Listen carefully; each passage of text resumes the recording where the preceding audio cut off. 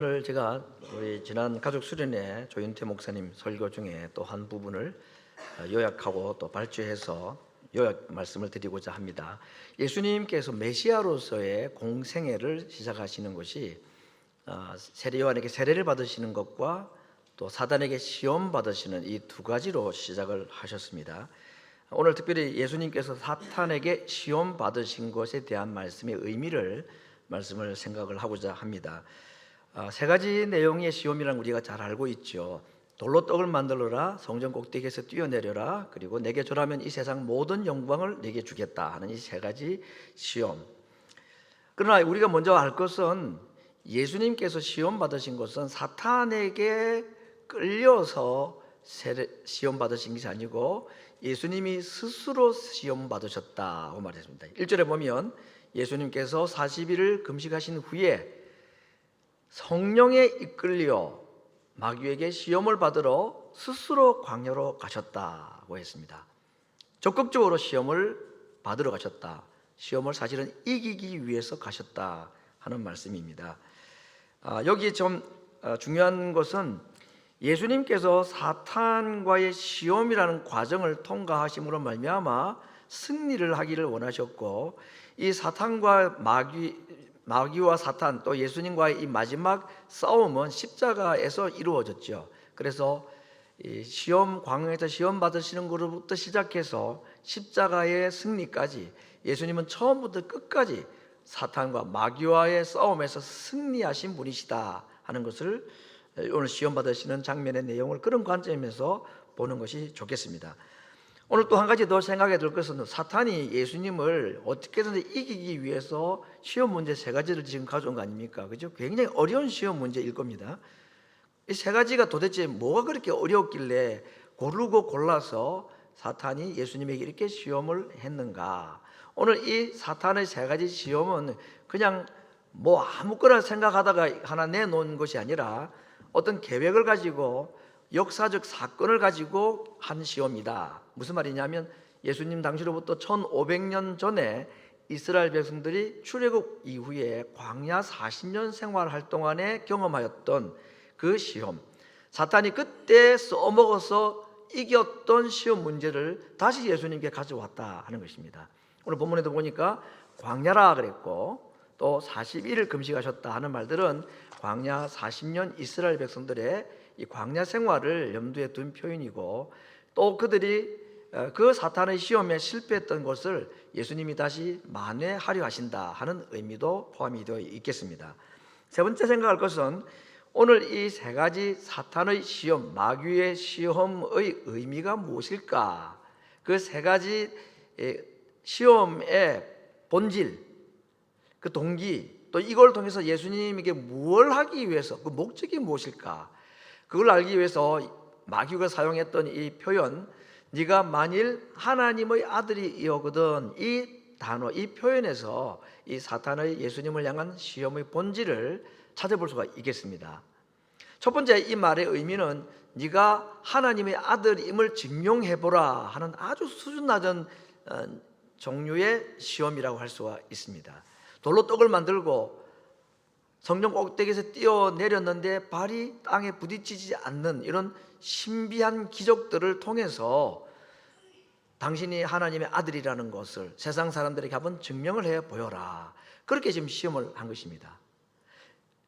이거 돌로 떡 만들고 성전 꼭대기에서 뛰어내려도 안 다치면 그러면 사탄이 예수님을 당신 하나님의 아들로 인정해 줄게. 아니, 사탄이 뭐 인정하면 하나님의 아들이시고 인정 안 하면 하나님의 아들이 아닌 겁니까? 그런데도 불구하고 오늘 이런 아주 유치한 종류의 시험을 한 것은 오늘 우리들에게 주시고자 하는 교훈이 있기 때문입니다. 왜냐하면 우리도 이런 시험을 받는다는 겁니다. 네가 하나님 아들이냐? 당신이 하나님 백성이냐? 그 증거가 뭐냐? 아니, 이렇게 살면서 무슨 하나님의 아들, 좀 세상적으로 성공도 하고 영광도 누리고 그래야지 하나님의 아들이라 해서 남들이 야, 저 사람 참 대단하구나, 저렇게 성공한 거 보니까 참 예수님 믿더니 복 받았구나, 그렇게 하면 하나님을 인정해주고 그렇게 할 거 아니냐라는 것이 시험이라는 거, 이게 유혹이라는 말입니다. 물론 이 땅의 영광, 이 땅의 풍성함을 누리는 것이 하나님의 복이기도 하지만 모든 이 땅의 풍성한 삶이 다 하나님의 복이거나 계속해서 하나님이 주시는 복이 된다는 보장은 사실은 없습니다. 오늘 우리가 하나님의 자녀인 것을 무엇으로 증거하려느냐? 세상 사람들이 보는 그 요구하는 영광이나 성공이나 기적 같은 걸 통해서 봐라, 내가 하나님의 아들이잖아 라고 말하고 싶지만 그것이 우리가 하나님의 아들됨의 증거가 되지 않는다는 겁니다. 여러분, 우리가 하나님의 아들이고 하나님의 자녀인 증거는 무엇인 줄 아십니까? 하나님이 나를 택하셔서 하나님의 자녀가 되게 했다는 사실, 그것이 우리가 하나님의 자녀인 첫 번째 증거입니다. 우리가 하나님의 자녀인 증거가 어디에 있는지 아십니까? 예수님이 인간으로 오셔서 나를 위하여 죽으셨는데 그분이 우리의 구주가 된다는 사실이 믿어지는 것이 우리가 하나님의 자녀됨의 증거입니다. 이보다 큰 증거는 없습니다. 여러분, 무엇으로 세상 사람들에게 내가 하나님의 자녀라는 것을 무엇으로 증거하겠단 말입니까? 되지도 않고 해서도 안 되는 일입니다. 그 유혹에 넘어가서는 안 된다는 겁니다.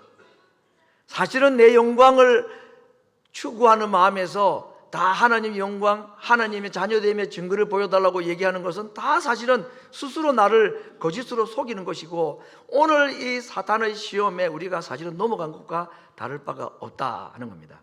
두 번째, 사실은 더 중요한 사탄의 시험의 내용은 이것입니다. 당신이 하나님의 아들이 아니냐, 그런데 왜 이런 고생을 하고 있느냐, 이게 사탄의 시험의 주 목적이고 동기고 이유이다는 겁니다. 다시 말하면 예수님이 하나님의 아들이라는 것을 예수님이 믿지 못하거나, 또는 사탄이 예수님이 하나님의 아들이라는 것을 몰라가지고 당신이 하나님의 아들됨의 증거를 내게 보여달라고 하는 요구가 아니고, 사탄이 누굽니까? 예수님이 하나님의 아들이라는 걸 모를 리가 있나요? 그가 앞으로 어떤 일을 당할지 사탄이 뻔히 알고 있는데, 그래서 오늘 예수님을 두고 너가 하나님의 아들이거든, 이 말은 아니, 당신은 하나님의 아들 아닙니까? 하나님의 아들이 무슨 고생을 하고 계시는 겁니까? 밥을 굶고 이렇게 힘들게 왜 이렇게 살고 계시는 겁니까? 당신은 땅에 떨어지지 않도록 천사들이 와서 당신의 발을 붙잡아 줘야 될 분인데 이곳에서 이런 고생을 하시냐? 결국 오늘 이 사탄의 시험의 본질의 가장 중요한 핵심적 문제의 난이도는 뭐냐 하면, 당신은 하나님의 아들이지 않습니까? 왜 이 땅에 사람으로 있으려 합니까? 사람됨을 포기하십시오, 이겁니다. 여러분, 이 유혹은 예수님의 십자가 바로 앞두고도 일어났고, 심지어는 제자 베드로를 통해서도 했던 유혹이었습니다. 예수님이 사람됨을 포기하고 사람들을 위하여 대신 죽으시는 것을 포기하라는 것이 사탄이 그 주변에 있는 사람들을 동원해서 끝까지 예수님에게 도전했던 이 시험의 본질은 바로 그것이었다는 것입니다. 자, 그러면 우리가 이제 세 가지 시험의 내용들을 좀 보면서 이 각각의 시험의 의미, 또는 사탄이 이 시험을 통해서 예수님에게 뭐 어떤 것을 유혹에 넘어지게 하려 했던가 하는 것을 보고자 하는데, 예수님은 이 사탄의 모든 시험들마다 구약 성경, 특별히 신명기서에 있는 말씀을 다 인용을 하셔서 이겼다는 걸 우리가 잘 알고 있습니다. 그 첫 번째 시험이 돌로 명하여 떡이 되게 하라 하는 이 시험, 이때 예수님께서 인용하신 성경은 신명기 8장 3절 말씀입니다. 너를 낮추시면 너로 줄이게 하시고요, 또 너도 알지 못하며 내 열조도 알지 못하던 만나를 네게 먹이신 것은 사람이 떡으로만 사는 것이 아니요 여호와 입에서 나오는 모든 말씀으로 사는 줄을 너로 알게 하기 위함이라 하고 말씀했습니다. 이 구절을 가지고 돌로 떡을 만들라는 사탄의 시험을 이기셨다는 것입니다. 자, 사탄이 돌로 떡을 만들어라, 이 도대체 시험의 핵심적인 문제가 뭐냐? 오늘 예수님의 답변으로 보면 사탄이 지금 예수님께 하는 이 첫 번째 시험의 질문의 내용은 뭐냐? 사람이 떡이 있어야 되지 않느냐? 떡만 있으면 되지. 사람은 떡으로 사는 존재야 라고 지금 말하는 것입니다. 그래서 예수님께서 다른 말씀을 하지 않습니다. 나 돌로 떡 만들 수 있어, 근데 하기 싫어, 뭐 이런 말씀이 없고, 그 사탄이 광야 이스라엘 백성들에게 써먹어서 통했던 것, 그래서 이스라엘 백성들은 만나로 만족 못했습니다. 만나, 언제까지 만나만 먹어야 합니까? 이렇게 하나님께 원망을 했잖아요. 그걸 예수님께도 한번 써먹어 보는 건데, 그때 하나님께서 이 만나를 먹이신 이유를 설명하셨던 내용을 가지고 사단의 시험의 본질을 딱 까발린 겁니다. 너는 지금 나에게, 사실은 이건 하나님은 우리들에게 하는 사단의 유혹이죠. 사람은 떡이 최고야. 아니, 떡이 있어야 살지, 돈이 있어야 살지, 사람이 돈이면 다 되는 거지. 이게 지금 첫 번째 시험을 하는 사탄의 시험의 본질인 것입니다. 오늘 우리들에게 그렇게 유혹하는 겁니다. 돈이 있어야 되잖아, 떡이 있어야 되잖아, 다른 거 뭐가 필요해? 사람이 떡이 있어야지. 맞습니까 여러분? 아니라 그랬습니다. 예수님은 사람이 떡이 있어야 되지만 떡만 있어서 되는 존재가 아니라 그랬습니다. 사람에게 정말 필요한 것이 무엇이냐? 하나님의 입에서 나오는 말씀이 필요하다라고 말씀하셨습니다. 그것도 모든 말씀, 이 모든이라는 말을 빼도 말이 되지 않아요. 우리가 좋아하는 은혜 받은 구절, 내가 늘 좋아하는 그 말씀만 있어서 사는 게 아니라, 어떨 때는 아닌 것 같고 아멘이라고 말하기 힘든 그 말씀까지가 모든 말씀의 범주에 들어가는 거죠. 그래서 아멘이라고 말하기 어려운 그 말씀에도 도무지 이해가 되지 않냐고, 지금은 제가 받아들이기가 어렵지만 하나님이 하신 말씀이기 때문에, 그리고 저에게 들리기 좋은 말씀은 아니라 이해되지 않냐고 받아들이기 어려운 모든 말씀이 있어야 제가 이 광야 생활을 살아갈 수 있다고 말씀하셨기 때문에, 하나님이 하신 말씀이기 때문에 제가 아멘 하기를 원합니다. 이게 이 시험의 본질을 이기는 방법이라는 것을 예수님께서 보여주고 계신 것입니다. 두 번째, 성전 꼭대기에서 뛰어내리면 천사들이 발이 닿지 않도록 해준다는, 이것은 시편 91편에 있는 다윗의 시를 인용을 해가지고 예수님께 시험한 겁니다. 자, 이번 장면 보면서 사탄이 성경 참 많이 한다, 이 구절이 어디 있는지를 어떻게 알아내가지고 예수님에게 지금요 말씀을 가지고 시험합니다. 겁도 없고 정말 당돌하기 짝이 없죠. 아니, 어디다 감히 말씀이신 예수님께, 천지를 창조하신 그 말씀을 가지신 예수님께 말씀을 가지고 예수님을 넘어뜨리기, 사탄은 그러고도 남을 수 있는 존재입니다. 안 될 줄 알면서도. 아무튼 이런 말씀, 성경으로 질문하고 도전하는 이 마귀에게 예수님은 역시 동일하게 말씀으로 되받아치십니다. 그때 사용하신 구절이 바로 신명기 6장 17절 18절 말씀인데, 너희가 마사에서 시험한 것 같이 너희 하나님 여호와를 시험하지 말고 너희의 하나님 여호와께서 너희에게 명하신 명령과 증거하신 것과 규례를 삼가 지키라. 결국 성전 꼭대기에서 뛰어내리라고 하는 이 시험의 본질은 뭐냐? 하나님 시험하는 것이 본질입니다. 시험한단 말은 하나님 믿지 못한단 말이죠. 하나님에 대해서 의심하게 만드는 것이 성전 꼭대기에서 뛰어내리라는 시험의 본질입니다. 그게 핵심이란 말이죠. 그거 본질을 예수님이 아셨기 때문에 다른 얘기하지 아니고 다른 성경 구절 가지고 얘기하지 않고 딱 그 질문에 맞는, 답에 맞는 성경 구절을 대신 거죠. 답이 뭐죠? 하나님 시험하지 말라고 그랬다. 여러분, 오늘 우리가 이스라엘 백성들이 하였던 이 실수, 오늘 성경에 보니까 마사에서 했던 것처럼 하나님을 시험하지 말라고 했죠. 이 마사는 어디에 나오나? 출애굽기 17장에 나오는 무리바라고 하기도 하고 마사라고도 하는 장소인데, 이때 일어난 이야기가 출애굽기 17장 2절에 이렇게 기록이 되어 있습니다. 하나님께서 물이 없는 일을 당하게 했을 때에 백성들이 하나님과 모세를 원망하는 내용입니다. 백성이 모세와 다투어 가로되 우리에게 물을 주어 마시게 하라. 모세가 그들에게 이르되 너희가 어찌하여 나와 다투느냐. 이 다투다는 말이 무리바라는 말이고, 너희가 어찌하여 여호와를 시험하느냐. 이 시험이라는 단어가 마사입니다. 그래서 그것을 다투다, 시험하다 하는 단어로 마사 또는 무리바라고 했다, 이렇게 오늘 기록을 하고 있습니다. 자, 여러분, 성전 꼭대기에서 뛰어내리라는 이 마귀의 시험의 본질이 뭐라 그랬죠? 마사 사건과 지금 연관시키고 있는 겁니다. 이스라엘 백성들에게 통했던 시험이었습니다. 마귀가 어떻게 이스라엘 백성들을 이 시험에 걸려 넘어지게 만들었나요? 물이 없는 환경 가운데 있는 이스라엘 백성들에게 하나님 어떻게 하라고? 하나님 시험하라 그랬습니다. 하나님을 도대체 어떻게 시험하고 하나님 어떻게 테스트했느냐? 17장 7절에 보면 이스라엘 백성들이 물이 없을 때에 하나님께 시험한 이야기가 이렇게 되었습니다. 그들이 여호와를 시험하여 이르기를 여호와께서 우리 중에 계신가 아니한가? 하나님이 지금 우리와 함께 계신가? 하나님이 지금 우리 중에 계시단 말이냐? 그런데 왜 이런 일이 있을까? 왜 먹을 게 없고 왜 마실 게 없지? 하나님이 계시다면 이럴 수 있을까?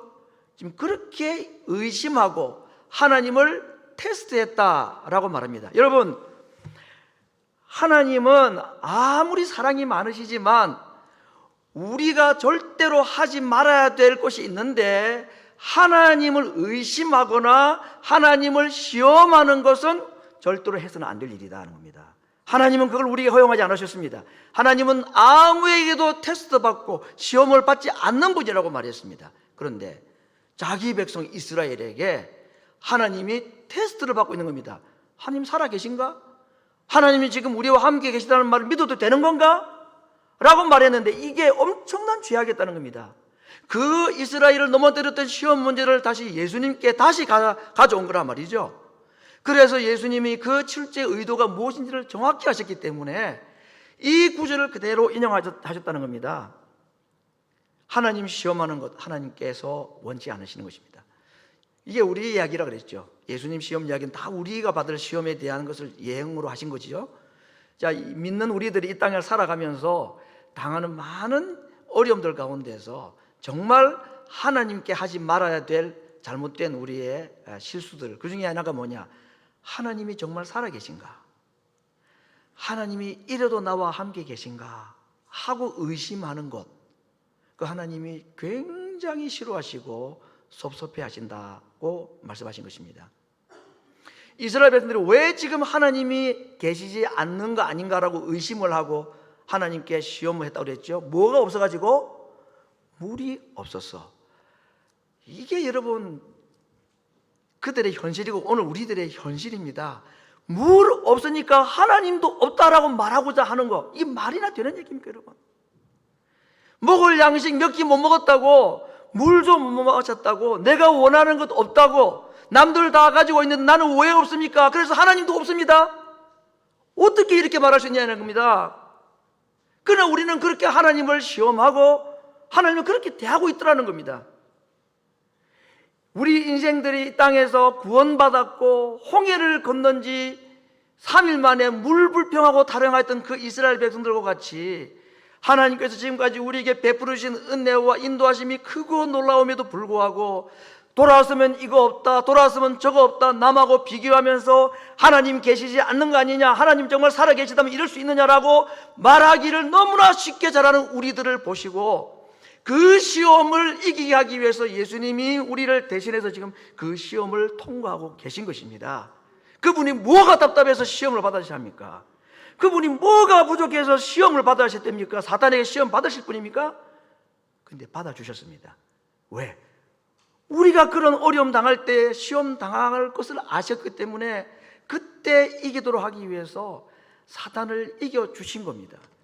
여러분, 예수님 시험 받으시면 전적으로 우리 때문입니다. 여러분, 그분의 십자가도 우리를 위하여 지신 것이지만 받지 않아도 될 사탄에게 받는 그 모욕, 여러분, 사탄에게 예수님이 시험 받았지 이런 모욕이 어디 있습니까? 그건 아마 육군 참모총장 별 4개짜리 참모총장한테 이등병을 강등시키는 것과 비슷할 겁니다. 아니, 그보다 더 하겠죠. 성악 전공자에게 성악했다면서요? 노래 한번 불러보세요. 절대 그렇게 말해서는 안 됩니다, 여러분. 지금 예수님께 하나님의 아들이라며요. 이거 한번 해보세요. 왜 이런 모욕적인 수치스러운 시험을 왜 받으셔야 합니까? 우리를 도와주시려고. 왜? 우리가 이런 시험 당하기 때문에. 하나님 계신가? 하나님 나름대로 열심히 섬긴다고 섬겼는데, 나름대로 한다고 했는데 이게 뭘까? 왜 이럴까? 내게 왜 이런 일만 일어날 것인가? 정말 하나님이 살아 계시긴 한가? 하나님이 나와 함께 계시긴 하신 건가? 아닌 것 같아. 이런 말도 안 되는, 물 없다고 하나님 없다고 하는 이 어처구니 없는 우리 인생들을 도우시기 위해서 주님이 스스로 그 시험을 받으시고 이기셨습니다. 어떻게? 말씀으로 이기셨다 하는 겁니다.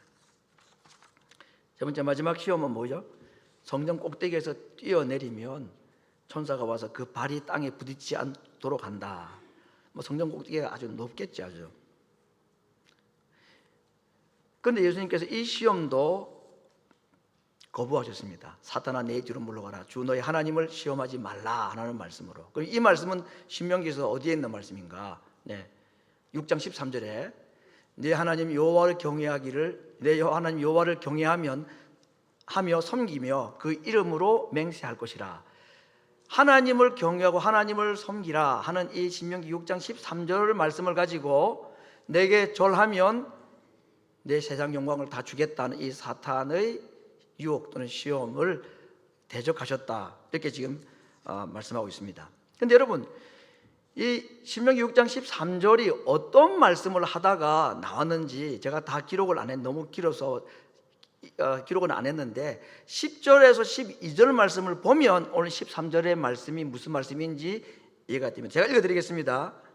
네 하나님 여호와께서 내 열조 아브라함과 이삭과 야곱을 향하여 네게 주리라 맹세하신 땅으로 너로 들어가게 하시고, 가나안 땅에 들어가게 하시고, 네가 건축하지 아니한 크고 아름다운 성읍을 얻게 하시고, 네가 채우지 아니한 아름다운 물건이 가득한 집을 얻게 하시고, 네가 파지 아니한 우물을 얻게 하시며 네가 심지 아니한 포도원과 감람나무를 얻게 하사 너로 배불리 먹게 하실 때에 너는 조심하여 애굽의 종되었던 집에서 인도하는 그 하나님을 잊어버리지 말아야 된다 라고 말씀하시면서 다만 하나님만 경배하라 라는 말씀하신 것입니다. 이스라엘 백성들에게 지금 하나님께서 가지고 있는 큰 염려, 걱정거리가 하나 있습니다.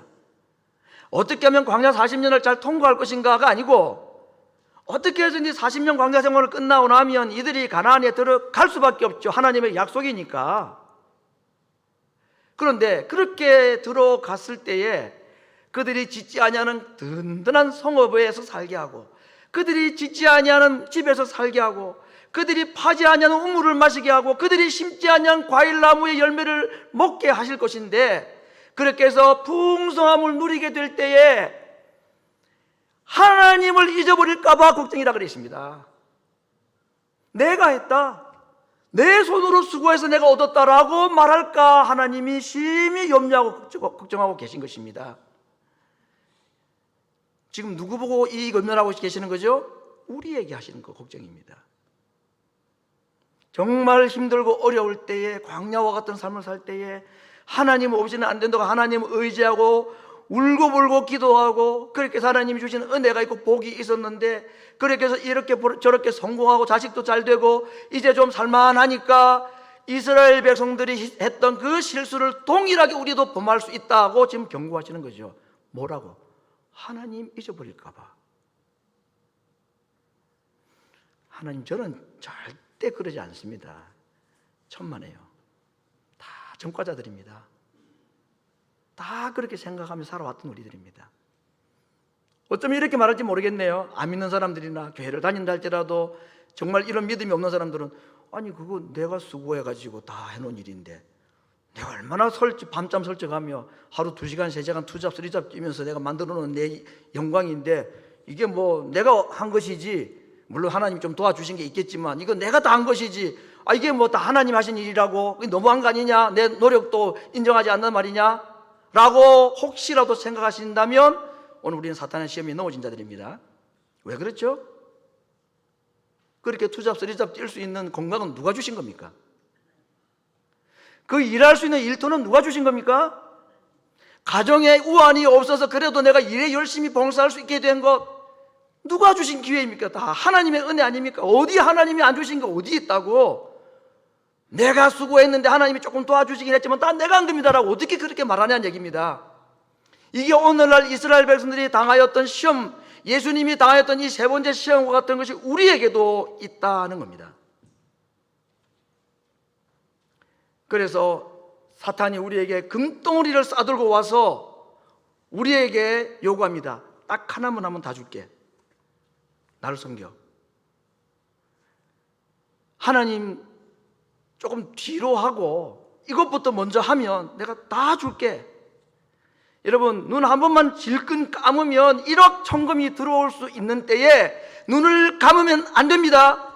눈을 부릅뜨고 하나님을 볼 수 있어야 되는 것입니다.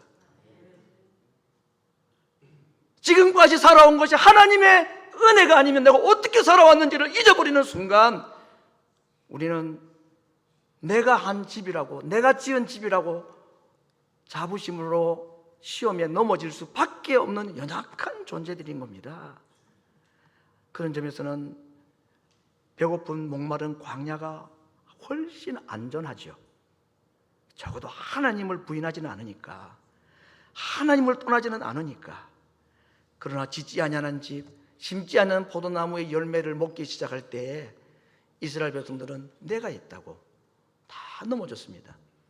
예수님은 우리들이 동일한 사탄의 유혹에 하나님을 대신해서 뭔가 취하고자 하는 그 욕구에 유혹에 넘어질까 우리를 대신해서 그 사탄의 시험을 이겨주신 것입니다. 주 너의 하나님만 경배하라. 세 번째 시험의 키워드를 꼽는다면 예배냐 영광이냐 하나님이냐 세상이냐라고 할 수가 있을 것입니다. 천하에 우리가 할 일이 많다 할지라도 하나님을 뒤로하고 예배를 뒤로하면서까지 얻을 수 있는 세상 영광은 없습니다. 사탄이 오늘 예수님께 제시하고 오늘 우리들에게 제시하는 세상 영광, 이것은 두 가지 측면에서 거짓말입니다. 첫 번째, 사탄이 세상의 영광을 우리에게 주는 것이 아니라는 것입니다. 이 세상의 모든 것이 하나님의 것이지 어떻게 사탄이 우리에게 줍니까? 세상에 성공하는 것들이 다 우리가 스스로 취할 수 있다고 생각한다면 다 거짓이라는 거 아닙니까? 그런데 오늘 우리들에게 사탄은 자기가 우리에게 모든 걸 줄 수 있는 것처럼 착각하게 만들고 있다는 겁니다. 두 번째, 세상의 성공이 진짜 영광이라고도 볼 수도 없습니다. 사탄은 우리에게 끊임없이 말하죠. 세상의 사람들은 우리에게 계속해서 말합니다. 세상의 대중 매체들은 우리에게 계속 말합니다. 세상 풍조는 우리에게 계속 말합니다. 뭐라고? 이렇게 성공하는 것이 영광이라고, 이런 영광을 가져야 세상적으로 성공한 것이라고. 천만에요. 그렇던가요 정말? 또 다른 사람 보니까 그런 것 같습니까? 뭐 너무 극단적인 예일지 모르지만 정말 엄청난 부귀, 영광, 영화를 누리는 이 세상에 떵떵거리는 사람들, 밝혀진 것만 해도 우리가 뉴스에 나오는 것만 해도 그러지 않습니까? 어디 뭐 잘못되고 마약하고 뭐 아무 때 이래가지고 정말 풍지박산이 나는 일들, 이런 일들이 일어나는 거, 세상 영광 있어서 나쁠 건 없지만요, 절대로 이 자체가 진짜 영광 아닙니다. 그걸 주겠다는데 가짜 영광을 받고 내가 하나님을 떠나고 가짜 영광을 취하고 하나님께 예배하는 걸 내가 포기하겠다, 이거 어리석은 것이다 라고 말씀하시는 것입니다. 오늘 예수님께서 이 세 가지 시험을 통해서 자신이 세상을 이기고 사탄을 이기신 것을 넘어서서 오늘 우리들이 과거 이스라엘이 다 실패했던 것 같이 오늘 우리도 별 수 없이 이 광야에서는 이 세 가지 시험, 하나님 의지하지 못하게 만들고 하나님 말씀에 순종하지 못하게 만들고, 그리고 세상 영광 때문에 신앙 예배를 뒤로 하고자 하는 이 유혹, 광야를 살아가면 다 당할 수밖에 없는 위험들인데 그리고 사탄이 이렇게 유혹해 오면 거의 다 넘어질 수밖에 없는 정말 난이도가 높고 어려운 출제 문제들입니다. 어떻게 우리가 이길 수 있느냐를 말씀해 주시고 이겨주신 이유를 말씀하신 것입니다. 어떻게 이런 사탄의 끊임없는 유혹, 이미 홍해는 건넜고 구원은 받았지만 우리를 향해 더 다가오는 이 세 가지의 시험들, 유혹들을 어떻게 이길 수 있을까요? 첫 번째는 그 시험을 이기신 예수님을 의지하는 것입니다. 두 번째는 예수님이 이기셨던 것과 같이 그 예수님께서 하신 말씀을 의지하는 것입니다. 예수님께서 시험을 이기시고 우리에게 주신 혜택을 저는 두 가지로 보았습니다. 첫 번째, 우리가 시험 당할 때에 우리와 함께 하신다 하는 겁니다. 왜냐하면 그분도 육체를 입으셔서 시험을 당해 보셨기 때문에 배고픔이 뭔지, 슬픔이라는 게 뭔지, 육체의 고통이 어떤 것인지를 다 아셨기 때문에 사람에게 배신당했을 때 가지는 그 마음이 어떤 것인지 쓰라린 감정 예수님이 다 아셨기 때문에 우리가 시험 당할 때에 우리를 몰라라 하지 않으시고 남의 일처럼 생각지 않으시고 동정심을 가지고 우리의 슬픔에 우리의 시험에 함께 해주신다. 이것만 해도 놀랍고 감사하죠. 여러분, 때로는 우리가 정말 어렵고 힘들 때에 그 사람이 나의 문제 해결을 해준다고 기대하지 않았는데 않죠. 누가 뭐 내 문제를 해결하겠습니까? 근데 그냥 말 한마디라도 얼마나 힘들어, 수고하지, 나도 알아 그 마음. 그 말 한마디면 얼마나 위로가 되나요? 예수님은 우리에게 그렇게 해주시는 분이십니다. 여러분, 외롭고 고통스럽고 힘들고 어려움이 있을 때에 이 사실을 잊어버려서는 아니 됩니다. 주님이 나를 알고 계시다. 내가 절대 혼자가 아니라는 사실을 잊어버려서는 안 됩니다. 아무도 나와 함께 있지 않는 것처럼 보이는 그 순간에 보이지는 않고 들리지는 않아도 반드시 그 자리에 함께 계시는 분, 예수님이 함께 계시다 하는 것, 이것이 오늘 시험 당할 때 우리가 이겨내야 될 첫 번째 붙잡아야 될 약속입니다. 두 번째는 그렇게 동정심만 많으신 분이 아니라 우리의 문제를 능히 해결하실 수 있는 분. 왜? 사탄의 모든 시험을 예수님이 다 이기셨기 때문입니다. 내가 세상을 이겼다, 담대하라 하고 말씀하신 겁니다. 그 이기신 예수님을 붙잡아야 되는 것입니다. 오늘 예수님이 다 말씀으로 사탄을 다 이겼던 것과 같이 우리가 어떻게 사탄이 우리에게 공격하는 이 사탄의 시험들을 이길 수 있느냐? 동일한 방법이죠. 말씀입니다. 하나님의 약속의 말씀, 모든 말씀으로 살 수 있다고 그랬습니다. 그 말씀이 내게 기억날 때에 성령께서 그 마음에 그 말씀들을 기억나게 해주실 때에 그 말씀이 나로 이기게 하고 사탄을 이기게 하는 것입니다. 왜냐하면 바로 그 말씀에 의해서 사탄이 퇴각당하였고 패배를 했기 때문에 동일한 하나님의 말씀이 우리에게 다가오는 모든 이 유혹과 또 시험으로부터 이기게 해주는 무기가 된다는 것을 약속해 주고 있습니다. 사랑하는 성도 여러분, 세상에 우리에게 다가오는 수많은 시험들 있습니다. 그것이 없기를 바라서는 안 됩니다. 물이 없을 때가 있고 양식이 없을 때도 있을 수가 있습니다. 그러나 그때라 할지라도 하나님이 안 계신 것이 아닙니다. 그때도 하나님은 계십니다. 그러므로 우리가 물이 없을 때에 기도할 제목은 물을 주시옵소서도 괜찮은 기도이지만 정말 그때 우리가 구할 기도의 제목은 주님, 저는 물이 없어도 하나님이 계시지 않다라고 말하지 않습니다. 주님, 세상 사람들이 다 가지고 있는 것 제게 없다 할지라도, 내게 건강도 빼앗겼고 내게 가지고 있는 모든 것이 다 빼앗겼다 할지라도 나는 주님이 나를 떠났다고는 생각지 않습니다. 모든 것이 내게서 사라지고 없을 그때에도 주님은 나와 함께 계심을 믿습니다. 그 믿음을 저에게 주옵소서. 물이 없을 때 구할 기도는 물이 없어도 하나님 괜찮습니다, 물이 없어도 하나님은 내게 계십니다라는 믿음을 주시옵소서라고 기도할 제목이라고 말씀하는 것입니다. 그런 자들을 세상이 감당치 못한다, 마귀도 감당치 못한다고 약속하셨습니다. 오늘 우리를 대신해서 시험 당해 주신 예수님께서 우리에게 하시는 이 초청, 초대, 하나님의 약속의 말씀을 붙잡고 사탄의 모든 시험을 이기고 나와 늘 함께 계시는 그 하나님에 대한 믿음으로 이 세상의 모든 시련과 시험들을 능히 이길 수 있는, 그렇게 할 때에 하나님이 영광을 받으십니다. 하나님은 영광을 받으시면요 절대로 가만히 계시지 않습니다. 입 싹 닫지 않으십니다. 하나님께서 영광을 받으시면 반드시 영광을 돌린 자들에게 영광을 주시고 복을 주시고 은혜를 주신다고 했습니다. 나는 나를 영화롭게 하는 자를 영화롭게 하고 나는 나를 존귀하게 대하는 자를 존귀하게 대하겠다고 했습니다. 그 영광과 그 존귀는 누구도 빼앗아갈 수 없는 하나님께서 주신 영광과 존귀입니다. 주님 나와 지금도 함께 하심을 믿습니다.